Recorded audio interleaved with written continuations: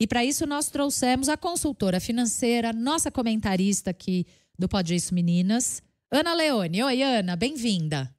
Olá, tudo bem, gente? Tudo Boa bem? Tudo bem, tarde. Ana? A Ana está aqui sempre 2 vezes por semana. E acho que nas últimas vezes que ela esteve aqui nos bastidores, a gente tratou desse assunto, né, Ana? Com bastante preocupação. A Ana também nos inspirou a montar esse combinado dela com o psiquiatra do programa Transtornos do Impulso, do Instituto de Psiquiatria do Hospital das Clínicas, Dr. Rodrigo Machado. Bem-vindo, Rodrigo. Olá, boa tarde. Um prazer estar aqui falando com vocês, Tatiana, Fernando, Ana. Poxa, mais Obrigado. um programa que eu adoro aí numa rádio que eu sou fã. Muito obrigada pela sua presença aqui, inclusive. Bom, a gente tem visto nos últimos dias, nas últimas semanas, eu acho, uma série de reportagens, uma série de depoimentos de pessoas que ou se viciaram em jogo, ou perderam muito dinheiro com jogo, ou os dois. Eu trouxe 2 declarações aqui que me impactaram demais, dentre essas reportagens todas que a gente leu para se preparar para estar aqui hoje conversando com vocês. Esses 2 depoimentos eu tirei de uma reportagem que o UOL publicou sobre o tema. O primeiro é assim: é algo dolorido, gastei muito dinheiro, vendi meu carro, usei o valor em jogos online. Sinto vergonha de mim e que me falta caráter. Me vejo como uma pessoa ruim. Outro depoimento. Isso é uma doença. Nunca consegui comprar nada com o que ganhava, mas a sensação de ganhar é tão grandiosa, a melhor que já tive na vida. Mas quando perdia, eu queria deixar de existir. Tem dias que não quero levantar da cama. Peço que Deus me leve. Acho que são 2 declarações bastante impactantes para o começo da nossa conversa, que vai ser uma pergunta para o Dr. Rodrigo. Primeiro eu queria entender se o vício em jogo é uma patologia reconhecida como um transtorno. Se isso tem nome, porque a partir do momento que a gente dá nome para as coisas, fica mais fácil identificar e lidar com o problema, né, Rodrigo? Exatamente, Tatiana. Lá nesse ambulatório, né, como você mesmo disse, o nome dele é Ambulatório de Transtornos de Impulso, nós tratamos todas as condições em que as pessoas perdem o controle. São todos comportamentos que todo mundo tem, mas aquelas pessoas elas fazem um pouco a mais do que a média da população, trazendo consequências negativas, né? E o vício, né, em apostas, ele se enquadra num grupo de condições chamadas de dependências comportamentais, que a gente não fica só dependente de substâncias químicas geradoras de prazer, como a dependência química, mas a gente também pode ficar dependente de comportamentos geradores de prazer, né, que são as chamadas dependências comportamentais. Então, comportamentos que sejam altamente sedutores para o nosso cérebro, né, gerando grande excitabilidade, grande estímulo. Então, ela é uma condição devidamente reconhecida como um transtorno psiquiátrico, né, tinha o nome de jogo patológico e foi reformulado o nome para o chamado transtorno do jogo, né, então esse vício em apostas. E lá no Instituto de Psiquiatria da USP, nós somos assim, referência na América Latina no tratamento dessa condição e no estudo, né, como ciência, em como isso impacta no cérebro, como isso impacta no comportamento, na sociedade. E nós tratamos semanalmente casos com relatos dramáticos como desses que você trouxe. Então, famílias que são devastadas, são populações que estão com alta vulnerabilidade ao suicídio, a consequências diversas. Então, eu fico muito feliz de vocês estarem trazendo aqui um tema tão importante, sobretudo nesse momento de discussão no nosso país, para a gente falar sobre os aspectos de saúde que estão, infelizmente, sendo deixados de lado nesse momento. Tá. A gente tem lido que o efeito no cérebro e o potencial de vício é parecido com o de substâncias como o crack. Isso procede? Explica pra gente como é que isso se dá, Rodrigo. É difícil de você falar, fazer essa argumentação de que é similar ao crack é um tanto quanto sensacionalista, no intuito de você não pode comparar uma substância química com comportamento, porque é difícil da gente exercer essa comparação e não dá para medir essa comparar comparação. maçã com banana, apesar Mas eu vou te de falar, ambas matarem mas a fome. Exatamente. O que a gente sabe é o seguinte: a gente tem estudos que mostram, por exemplo, que a ativação de comportamentos ligados ao jogo, lá no cérebro, quanto que isso recruta de dopamina, quanto que isso estimula o chamado sistema de recompensa, é similar ao recrutamento ocorrido em substâncias químicas. Então, a gente pode falar isso. Comparar duas dependências, aí já é um reducionismo, então a gente não pode falar, comparar. Mas o que a gente observa na prática é que é uma dependência muito grave. Quando os pacientes que estão adoecidos, a mudança de comportamento que ocorre e o quanto devastam as famílias, muitas vezes a gente vê, sim, que as consequências são equiparáveis a dependências, a substâncias que a gente sabe que têm um potencial devastador, como o crack. Então a gente não pode comparar diretamente, mas as consequências que a gente vê são muito símiles.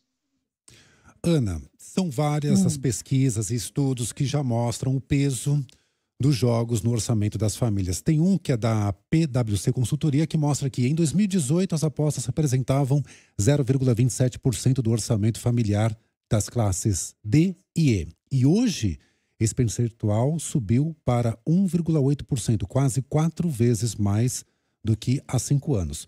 Por outro lado, os gastos com lazer e cultura, por exemplo, diminuíram de 1,7% para 1,5%. O diretor de política monetária do Banco Central, o Gabriel Galípolo, inclusive, recentemente falou o seguinte, que o crescimento da renda do brasileiro pode estar vazando para os jogos e apostas online. E tem também economistas do Itaú que estimam que o apostador brasileiro perdeu... O valor. Como? E o valor? 23 bilhões e 900 milhões de reais entre junho de 2023 e o mesmo mês de 2024.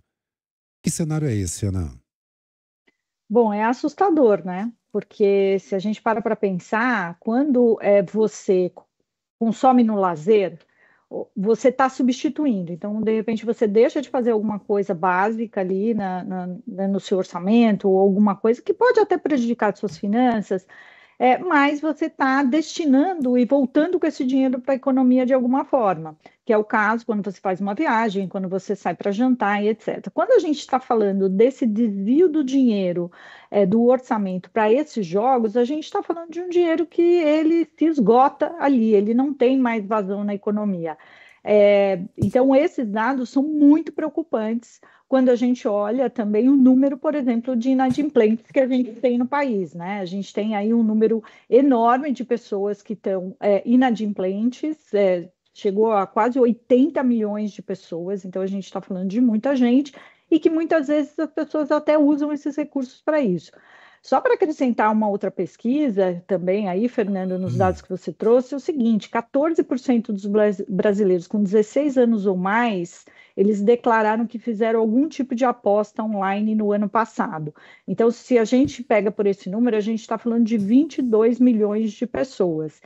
E o que é, acho que, mais preocupante, de certa forma, é o seguinte, que as pessoas olham os jogos como uma forma de investimento, ou delas conseguirem ter um dinheiro que, investindo no longo prazo, elas não vão conseguir. Então, algumas pesquisas, essa que eu citei, a da Ambima, e ela também fez uma pesquisa comportamental que mostrou que muitas pessoas acessam os jogos porque elas falam assim, olha, a única esperança de eu ter algum recurso poupado. Só que a gente sabe os resultados do que está acontecendo. Só para ter uma ideia, 14% dos brasileiros fizeram algum jogo, e quando a gente olha para os investimentos mais tradicionais, 5% investidos em títulos privados, que são aqueles títulos de bancos ou de empresas, 2% em títulos públicos, que é o Tesouro Direto, que tanto tem se popularizado nos últimos tempos, e outras modalidades, por exemplo, como fundos de investimento, 4%, e previdência, 2%. Então, assim, a gente está falando de uma concorrência muito grande. Então, está tirando dinheiro do varejo, está tirando dinheiro do consumo, de vestuário, de coisas básicas, até de remédio. As pessoas têm deixado de comprar remédio e produtos de limpeza, né, de beleza ou de cuidado pessoal por conta dos jogos. Então, assim, é uma draga de dinheiro que nem voltar para a economia volta, né? Porque, como eu comentei, Se você gasta com supérfluos, a depender dos supérfluos, é um dinheiro que está girando na economia de alguma forma. Mas nesse caso, não. Boa parte vai para essas plataformas que nem no Brasil estão, então nem o poder arrecadatório dessas plataformas, elas são possíveis, pelo menos hoje não é uma realidade, e a gente está vendo esse dinheiro de fato sair da economia e do bolso das pessoas. Claro que isso é preocupante em qualquer situação, mas quando a gente olha para a camada mais pobre da população envolvida nesse problema, o que é que isso significa, Ana? Olha, significa que a gente está deixando as pessoas numa vulnerabilidade social ainda maior, né? A gente está falando aí de um comprometimento de renda significativo, que pode chegar até 20, 25% da renda. Então, se a gente pega o ticket médio, até tem algumas pesquisas que mostram qual é o valor médio dessas apostas. Como são apostas semanais, em geral, a frequência, que inclusive tem aumentado, isso pode chegar a comprometer 20% da renda. Então, você pega alguém que ganha o salário mínimo, ou você pega a renda média do brasileiro, que é de R$ 3.500, você está falando assim de uma parcela muito significativa do orçamento. E quanto mais na base da pirâmide essas pessoas tiverem, mais expressivo é esse valor dentro do orçamento delas. Rodrigo, o que é que configura vício? Porque, pode ser assim, sei lá, Fernando está aqui do meu lado, a gente se encontra todos os dias, eu vejo ele, finge, tá? Uma situação hipotética. Vejo o Fernando apostar aqui todos os dias, aí um dia eu falo, acho que eu vou também, vamos ver o que acontece. Aí não acontece nada. Ou eu aposto 20, ganho 40, me animo, aí eu falo, epa, então vou apostar os outros 20 de lucro, que quem sabe, assim a gente vai indo, né? Vai progressão aritmética nesse caso. Mesmo quando os apostadores perdem, eles continuam apostando. Aí já imagino que qual é a linha divisória entre a saudabilidade e o vício em jogo? Exatamente. É um espectro de adoecimento que a gente vê que ocorre e que ninguém se vê exatamente naquele momento que está atravessando a linha da perda do controle, né? O que define qualquer dependência, então, por exemplo, por que uma pessoa que vai beber álcool em algum momento pode desenvolver uma dependência? A gente precisa da exposição reiterada àquele objeto da adicção, no caso, aqui a gente está falando do jogo de azar, e isso vai tendendo a modificar o funcionamento de áreas de circuitos importantes para o cérebro. E essa exposição reiterada, em algum momento, com essa continuidade de exposição e modificação do cérebro, a gente passa a ter perda de controle. Mesmo em que eu esteja perdendo, mesmo que eu continue a perder e meu saldo está negativo, eu continuo a apostar. E eu até tenho modificações nos meus padrões de comportamento. Meu cérebro ele começa a jogar para debaixo do tapete memórias, por exemplo, negativas relacionadas àquele comportamento e se apegar muito a pensamentos e memórias atreladas às experiências positivas. Aquela vez que eu ganhei. Por exemplo, eu posso estar R$100 mil no cômputo negativo, mas e aquela vez que eu ganhei R$10 mil lá? Eu sei que eu já ganhei naquele comportamento. Os jogadores patológicos, eles têm, é clássico a gente ter esse viés do jogador, deles se apegarem àquelas poucas memórias de alta intensidade de ganho, porque se todo mundo 100% das vezes perdesse, dificilmente elas ficariam dependentes. Então, o jogo ele traz adicção, principalmente porque em algumas poucas oportunidades a pessoa vai ganhar, e aí ela se apega àquela ilusão de que ela vai ganhar. Então, a gente tem que ter essa percepção de perda de controle, de eu queria só fazer aquela aposta, era que eu vi, apostei muito mais do que eu deveria, ou eu queria parar e tive dificuldades, né? E prejuízos funcionais envolvendo o comportamento, ou seja, a minha vida precisa estar prejudicada em várias esferas por conta daquilo. Então, esfera acadêmica, profissional, familiar, as consequências precisam ser identificadas na vida. Eu começo a mentir para familiares para continuar no comportamento, eu começo a esconder os buracos financeiros que eu começo a pegar dinheiro com agiota, histórias comuns que a gente vê acontecendo. Então, as consequências elas vão respingando em várias esferas da vida, né? Como a gente e aí pode a gente entende que existe um... A gente entende que existe... Vai, conclui. Não, e aí a gente entende que existe, que essa barreira foi ultrapassada, que começou a desenvolver uma dependência. Como é que a gente se blinda disso? Coloca ali uma barra de contenção justamente nessa linha para não criar dependência. Tem como? Tatiana, essa é a grande pergunta, principalmente no momento atual. Eu acho que, primeiro de tudo, é o seguinte: a gente está falando, por exemplo, lá nós somos um hospital, um serviço terciário, altamente especializado para tratar isso. Nós somos um serviço que não deve ter muitos dos nossos por aí. A gente tem que investir muito investimento financeiro do governo, primeiro, para educar a população. Muitas pessoas não sabem identificar, por exemplo, que o jogo do tigrinho é jogo de azar. Não sabem identificar quais são os riscos que pode levar ao adoecimento em relação a isso. Então, primeiro precisa ter investimento maciço para a educação da população, investimento para instrumentalização na saúde. Antes de falar de ter um serviço altamente especializado como o nosso, você precisa instrumentalizar e educar e fomentar, trazer ferramentas para os profissionais de linha de frente, quem está na UBS, né? Quando eles não conseguem tratar, aí você instrumentalizar a nível secundário, que são CAPs, para só então, né, você ter investimentos em áreas terciárias como a nossa. E principalmente nós trabalhamos como fomentadores da educação dessa estruturação da saúde. Então, como que a pergunta que me deixa estarrecido, Tatiana, é como que a gente está discutindo a legalização do jogo de azar se a gente nem sabe atualmente o impacto na nossa população brasileira do jogo de azar sem a legalização? Ou que a gente nem discute a instrumentalização dos sistemas de saúde para trabalhar em cima dessa população. E não faz uma campanha, como você disse, maciça de educação para explicar para as pessoas como é que isso funciona, por exemplo. Tatiana, é muito difícil de conseguir investimento para a gente fazer ciência e estudar a população. Para você ter uma noção, os dados que a gente tem de adoecimento da população em jogo de azar no Brasil, eles são de 2007 e 2008. Ou seja, era uma realidade que a gente nem tinha as bets esportivas. A gente estava discutindo legalização sem nem saber quantas pessoas são adoecidas no nosso país. Isso é muito grave, né? Então, a gente não tem dados e a gente não tem um fomento adequado à ciência, porque lá nós, como pesquisadores, sabemos o quanto é difícil executar a ciência, o quanto a gente pede financiamento para linhas de pesquisa nessa área para entender isso na nossa população e a gente não consegue obter negativas atrás de negativas, né? E a gente vê um congresso se reunindo inúmeras vezes com as bets para discutir legalização e pouquíssimas vezes para discutir a nossa área aqui da saúde. Isso nem entra no mérito financeiro, que eu entendo que tem seu mérito financeiro e talvez traga recursos, não me cabe como profissional da saúde. O que me cabe é falar e trazer à tona o quanto nós, como nação, estamos desassistidos no fomentar de informações para a saúde. Que ok, é ótimo que seja regulamentado e renda imposto para o governo. Afinal, como a gente sempre diz aqui, se existe uma atividade funcionando nesse país, precisa ser uma atividade regulamentada.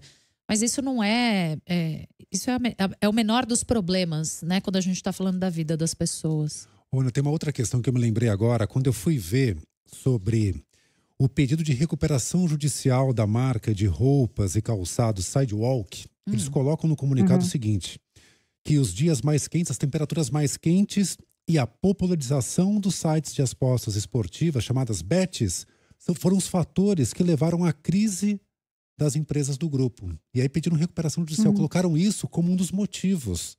Eu fiquei impactado com isso. Não, é surpreendente mesmo, porque 23% das pessoas deixaram de comprar roupas por conta dos jogos.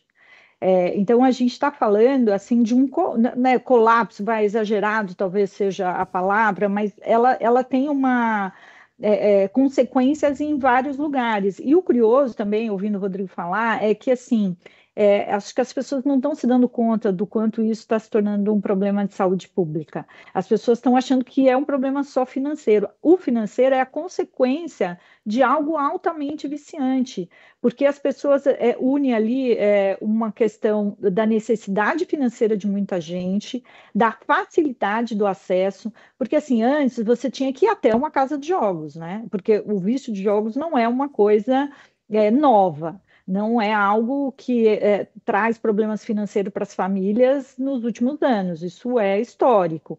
Só que antes você tinha até algumas barreiras que te trazia para isso. Você tinha que ir até um local, tinham muitos locais que eram clandestinos, não eram acessíveis a todo mundo. Hoje isso está na palma da mão dos nossos filhos. Assim, os amigos dos meus filhos, adolescentes, eles jogam todos os dias. Então, a gente está falando de algo que, assim, ontem mesmo eu ouvi aqui na CBN, uma representante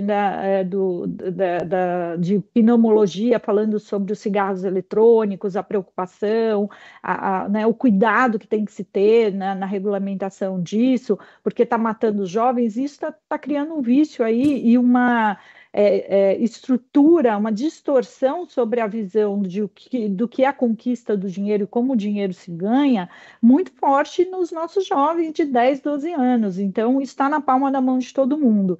Então, a gente está trazendo um problema para os nossos jovens, porque ele antes não era acessível para os jovens, porque minimamente era proibido para menores de 18 anos. Hoje até tem lá os disclaimers, mas isso não serve para nada, sinceramente, dado o acesso que os jovens têm para isso. Está afetando a economia, o emprego das pessoas, a renda das famílias. Esses dias eu escrevi no Valor Invest, da mão para a boca, da boca para as bets, porque está saindo do prato das pessoas. As pessoas estão deixando de comprar coisas no supermercado. E isso pode gerar, inclusive, problemas de saúde em outros aspectos, de comprar alimentos ultraprocessados ao invés de produtos naturais que a gente sabe que ainda custam mais caro. Então, eu acho que é uma questão de responsabilidade, que legal que a gente está aqui discutindo isso, trazendo luz para isso, mas é um problema multifacetado e que não adianta, pelo menos o caminho que está sendo seguido de trazer mais transparência. Hoje mesmo eu já vi uma campanha dizendo, olha, aposte só para brincar, mas como o Rodrigo disse, né, Rodrigo, não tem essa linha, né? Que daqui eu brinco, aqui diante eu não vou pular porque sério. Posso me machucar. Aí não dá. Se vocês me permitem trazer, tem um estudo que foi publicado no periódico mais importante que a gente tem médico, que é o The Lancet. Ele acabou de sair e ele analisa qual o impacto dos jogos de azar no mundo, assim, a prevalência dos jogos de azar no mundo. Ele acabou de sair, é quentíssimo isso, e a gente enxerga que não é um problema só no Brasil, é um problema mundial. Então, mais de 46,2% dos adultos apostaram, isso mundialmente, na média, no estudo, apostaram nos últimos 12 meses, e quase 18% dos adolescentes tiveram contato com apostas. Tá? E em risco, ou seja, já demonstrando sinais de um caminho para o adoecimento, que é o que eles chamam de risk gambling, a gente tem 8,7% dessa população. Ou seja, é um impacto, quando a gente vai ver, 8,7% já trazendo problemas em decorrência da aposta. Isso é muito elevado. Né? 46% dos adultos tendo contato com apostas é muito elevado. É um problema de saúde pública, não só brasileiro, mas mundial. E tem formas de coibir e minimizar esses riscos. Deixa eu citar então, Rodrigo, porque o governo já discutiu a liberação do jogo do Tigrinho, por exemplo, e similares, será agora em 2025. Aí tem a Secretaria de Prêmios e Apostas, que vai fazer uma parceria com o Ministério da Saúde para que sejam estabelecidas medidas preventivas de tratamento aos apostadores. E aí, certos perfis de apostadores poderão ser bloqueados, de acordo com regras pré-estabelecidas pelo governo. Você acha que isso vai funcionar? No papel, parece bonito. Acho pouco factível sem regras claras. Tem países que conseguiram executar medidas bem interessantes. E aí precisa ter o país inteiro. Por exemplo, a Holanda, ela colocou restrições. Por exemplo, todos os servidores de apostas, eles devem cair em período noturno. Né? Não funcionam os sites de apostas durante a noite. Por quê? Porque quem está apostando de madrugada não é o jogador casual. É o jogador que está com problema. Outra questão, se você vincula o CPF e cruza com dados da Receita Federal, né, em cada jogador, e esses dados têm que ser fornecidos para o governo, você consegue, lá na Holanda eles colocaram isso, você coloca um limite de lá eles só podem apostar até 10% da renda declarada. Então você não deixa aquilo respingar na saúde da família. Você bloqueia. A pessoa não consegue mais apostar. Mas se isso é feito aqui, ia ter uma gritaria dizendo que o governo é intervencionista, né? E será que as pessoas iriam querer porque arrecadar menos? Aí entra uma outra questão, ia impactar em arrecadação. Então, são discussões muito profundas do quanto que a gente de fato quer criar bloqueios para impactar menos na saúde da população. São remédios amargos, eu entendo quando você está discutindo a legalização, mas que a gente tem que discutir, tem que ter o fórum para se falar. Perfeito. Sabe uma outra coisa também, assim, que Vai, acontece Ana. muito, são os recrutadores de pessoas para divulgar essas plataformas. Você já falou Eu disso já falei aqui. aqui, já falei, assim, eu sou, assim, abordada quase todos os dias. Se eu abrir aqui meu Instagram agora, vai ter ali um monte de mensagens ocultas me chamando para fazer essa divulgação. Assim, gente, é muito dinheiro, viu? É bem sedutor. Se a pessoa também tem ali um problema financeiro ocasionado pelo jogo e ela ainda é recrutada para trazer mais pessoas, aí a gente está falando assim de um caldo que não há de dar certo, né? Então também tem pessoas que são recrutadas, tem pessoas que têm credibilidade, que estão divulgando esses jogos. Então, acho que essas pessoas também têm que pensar um pouco na responsabilidade que elas têm de usar a figura delas para esse tipo de coisa, né? Para uma coisa que é muito séria. Eu acho que a gente avançou tanto quando o vício do tabaco, né? Hoje é Super. proibida a propaganda, hoje tem uma série de limitações, hoje as pessoas continuam fumando, mas com estado de consciência diferente.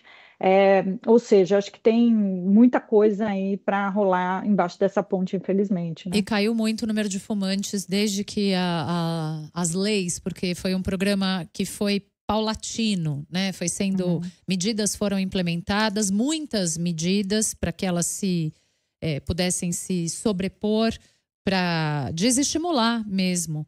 E eu sei porque eu fui tabagista durante muitos anos, sofri bastante com essas leis.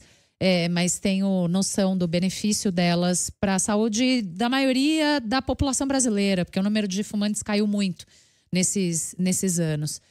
Enfim, quero Eu posso falar agradecer. mais um ponto, Ana, rapidinho, se que for é o muito rápido, seguinte. que a gente está atrasado, vai. É, porque eu acho que o Código de Regulamentação de Publicidade também pode ajudar, ao menos, em restringir a forma como a publicidade é feita em horários em que, pelo menos, as crianças não sejam atingidas. Porque hoje a gente tem regulamentação para brinquedo e não tem para jogos. Bem lembrado. É outro ponto super importante também desse mosaico que tem a ver, né, com os jogos, sobretudo os jogos online no Brasil. A gente está falando da saúde da nossa população e é responsabilidade dos governos lidarem com a saúde da sua população, para além de arrecadar impostos. Rodrigo Machado, psiquiatra do programa Transtornos do Impulso, do Instituto de Psiquiatria do Hospital das Clínicas. Obrigada, viu, Rodrigo, por estar aqui com a gente hoje. Obrigado, Pelo eu jeito, que agradeço. você vai ser chamado outras vezes para falar aqui com a gente, porque o cenário tá sugerindo isso. Obrigada por hoje. Obrigado, um grande abraço para vocês. Ana Leone, consultora financeira, nossa colunista aqui do Pode Isso Meninas, também do Valor Invest. Obrigada, Ana, um beijo e até amanhã. Amanhã. Até amanhã. Tchau, Ana. Gente.